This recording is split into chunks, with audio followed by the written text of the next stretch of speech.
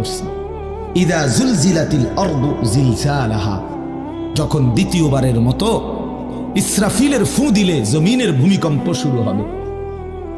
ওয়া আখরাজাতিল আরদু আসকালাহা, আল্লাহ তাআলা বলেন তখন জমিন তার তলদেশে যা ছিল সমস্ত জমিনের তলদেশে, এগুলো এতদিন জমিনের বোঝা ছিল, বোঝা মানে মাটির নিচে, এগুলো সে মনে হয় যেন ফোজা কান্দে লইছে। এবার ওয়া আখরাজাতিল আরদু আসকালাহা, জমিন তার বোঝা মানে জমিনের তলদেশে যা ছিল সে এবার তা জমিনের উপরে উঠাই দিবে, উপরে উঠাই দিবে। এরপরে আশ্চর্য কথা শুনেন, এর পরের কথাটার জন্য রাসূলুল্লাহ সাল্লাল্লাহু আলাইহি সাল্লাম হাদিসে বলছেন, এই ভাই শুনেন, ছেলেরা তোমরাও শোনো।